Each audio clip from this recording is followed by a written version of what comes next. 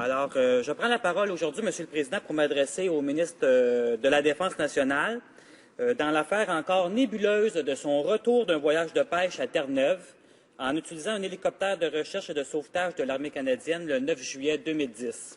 En effet, rappelons-nous ce scandale qui a fait couler beaucoup d'encre, comme vous le savez, et pour lequel les contribuables canadiens s'inquiètent et s'interrogent à propos des dépenses irréfléchies de certains ministres conservateurs, qui tardent à répondre avec précision aux questions soulevées sur cette affaire. Mentionnons que le ministre de la Défense nationale a le devoir, plus que quiconque, d'adopter une rigueur sans équivoque ainsi qu'une droiture dans l'exercice de ses fonctions ministérielles en assurant, entre autres, la sécurité nationale des Canadiens. Or, comment peut-on garantir la sécurité de la population canadienne en matière de recherche et de sauvetage lors d'incidents et d'accidents si le ministre lui-même mobilise un hélicoptère d'urgence pour rentrer au travail, comme il s'en est si bien défendu, et ainsi restreindre l'accès à un hélicoptère de sauvetage pour un ou des Canadiens en danger? Que serait-il arrivé à ceux ou ces Canadiens si, au même moment, ce 9 juillet 2010, leur vie avait été en danger et avait nécessité un sauvetage d'urgence? Ce jour-là, aucun autre hélicoptère d'urgence, de sauvetage, n'était disponible si un incident était survenu. Quelle évidente irresponsabilité! Quelle grande erreur de jugement de la part d'un ministre chargé de la Défense nationale, Monsieur le Président! Comment désormais assurer à la population, comment les rassurer, les Canadiens et les Canadiennes, que les conservateurs protègent vraiment leur sécurité et leur droit à des services adéquats en cas d'urgence? En plus d'avoir déclaré des versions différentes pour expliquer son choix d'utiliser un hélicoptère d'urgence, il a prétendu avoir été dans l'obligation d'écourter son voyage de pêche et d'avoir à se rendre rapidement à London pour faire une annonce. Il a ensuite déclaré qu'il en a profité pour prendre part à une démonstration de recherche et de sauvetage à bord de l'hélicoptère. En plus de coûter aux contribuables canadiens la faramineuse somme de 32 000 $ pour un petit voyage, Monsieur le Président. Vous avez bien entendu, 32 000 $ pour un voyage. 32 000 $ de l'heure. Les démonstrations de recherche et de sauvetage se planifient longtemps à l'avance et nécessitent beaucoup plus qu'une demi-heure de préparation. C'est donc dire que M. Mickey a vraiment tourné les coins ronds dans sa participation à cette dite démonstration et par conséquent, peut-on dire qu'il a été bien informé de la procédure lors d'une opération de recherche et de sauvetage en seulement une demi-heure? J'ai des gros doutes là-dessus.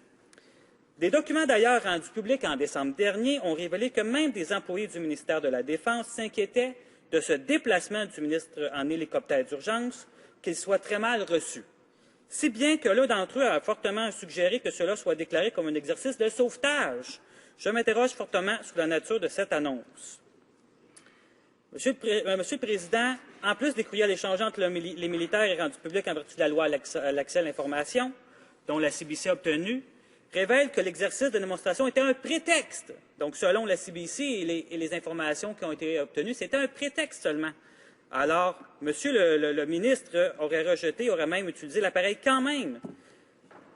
La question que j'ai par rapport à ça, c'est quelle annonce capitale et si urgente nécessitait la présence de Monsieur le ministre à London si rapidement pour justifier l'utilisation d'un hélicoptère de sauvetage pour une demi-heure? Les Canadiens étaient-ils en train de se noyer?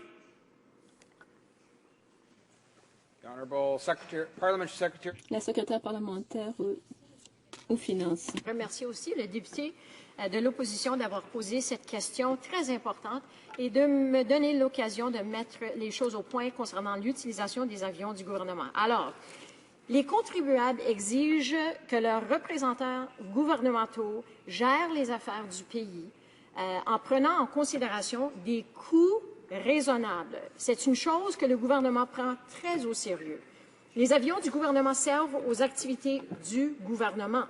On les utilise quand il n'est pas possible de prendre un vol commercial. Cela s'applique sans égard à tous les ministres, y compris le premier ministre. En outre, le ministre, tout comme le chef d'état-major de la Défense, profite de son temps à bord des aéronefs du gouvernement pour s'acquitter de l'énorme volume de travail quotidien qui va de pair avec ses fonctions. Ce travail comprend régulièrement des discussions classifiées et l'examen de documents de nature délicate qui ne pourraient avoir lieu à bord d'un avion commercial. Monsieur le Président, le ministre de la Défense nationale a déjà été très clair à ce sujet. Le ministre de la Défense nationale doit avoir une compréhension approfondie des problèmes quotidiens auxquels font face les forces canadiennes, y compris tous les aspects de la recherche et du sauvetage. Le ministre a été accueilli par l'escadron 103 de recherche et de sauvetage à Gander, à Terre-Neuve, en juillet 2010, pour participer à une mission de formation en recherche et sauvetage. Pendant ce temps, l'escadron avait 2 cormorans CH-149, dont l'un était prêt à intervenir. Le vol n'a duré qu'1 heure, contrairement à ce qu'a dit le député de l'opposition, et ne représentait qu'une portion de la formation de l'équipe de RAS en une journée. L'escadron 103 était heureux d'avoir l'occasion de faire la démonstration de ses capacités, mais la mission aurait été immédiatement interrompue s'il y avait une situation d'urgence nécessitant les capacités de recherche et de sauvetage des forces canadiennes. Je citerai maintenant des membres des forces canadiennes sur cette occasion de faire la démonstration de leurs compétences. Et je cite, « Le vol aurait eu lieu en présence du ministre ou non, parce que l'escadron conduit toujours 2 événements de formation par jour. En l'occurrence, un nouveau membre de l'équipe devait apprendre à manipuler un treuil, donc l'occasion était bien choisie. » Le major Stephen Reed a aussi dit que c'était une belle occasion pour nous et j'ai eu la chance de passer 5 ou 10 minutes avec lui pour lui donner des nouvelles de notre escadron et des défis que nous avions à relever. Ça a été très précieux pour nous et tout à fait justifié. Voici ce qu'a dit l'officier Morgan Biderman, et je cite, « Comme technicien en recherche et sauvetage, j'apprécie le soutien du ministre de la Défense nationale et je suis heureux de pouvoir mener ce genre de formation avec quelques membres du gouvernement que ce soit. Monsieur le Président, le gouvernement est déterminé à continuer à appuyer les militaires et leurs familles et à leur donner les ressources dont ils ont besoin pour effectuer ou accomplir les fonctions importantes que nous leur confions. Et cette séance d'observation n'est qu'un des exemples de l'excellent travail que fait notre collègue. Par contre, de sa réponse, même si j'ai beaucoup de respect pour ma collègue, elle n'a pas du tout répondu à ma question. Et sa réponse est plus que nébuleuse et continue à alimenter le scandale.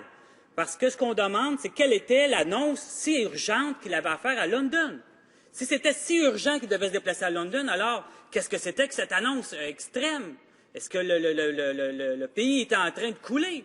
Sinon, si c'était, oui, comme elle dit, nécessaire qu'il fasse ce voyage pour faire une démonstration de sauvetage, alors ça ne se prévoit pas une demi-heure à l'avance, ça se prévoit des semaines, des mois à l'avance, alors qu'on sait qu'un ministre a un horaire surchargé. Il n'a pas le temps, une demi-heure d'avis, de se préparer pour une démonstration pour un sauvetage. Ça se prépare longtemps d'avance. Alors, c'est complètement fabuleux, c'est complètement nébuleux, toutes ces réponses, tous ces prétextes, et c'est vraiment, encore là, décevant. Monsieur le Président, je voudrais demander comme autre question, pourquoi le ministre de la Sécurité nationale n'a-t-il pas mobilisé un autre moyen de transport, tel un avion pour faciliter son retour empressé au travail, ou une autre façon? Parce que là, présentement, on est empêtré dans toutes sortes de mystères où on n'a pas notre réponse. Merci. Honorable secrétaire parlementaire. Thank you, Mr. Speaker. Merci, Monsieur le Président. Peut-être que le NPD, dans son point de vue rigide, ne peut faire de bon travail avec les électeurs. Nous nous adaptons aux besoins des Canadiens et pas seulement de nos électeurs. Nous prenons aussi très au sérieux les besoins des forces canadiennes. Le ministre défend vigoureusement les forces canadiennes Il a aussi pris des mesures pour réduire l'usage des aéronefs du gouvernement. Et à l'échelle du gouvernement, si vous comparez cela au gouvernement libéral précédent, le recours aux aéronefs du gouvernement a baissé de 80 %. Les avions du gouvernement servent aux activités du gouvernement et cela comprend leur utilisation par le ministre afin de s'acquitter de ses nombreuses responsabilités. I want to finish, Mr. Speaker. En terminant, Monsieur le Président, je répète que je suis très fière du ministre de la Défense nationale qui compte parmi les ministres les plus appréciés. Moi, je suis une petite fille d'un militaire et j'espère que mon grand-père aussi a pu compter sur un ministre aussi dévoué.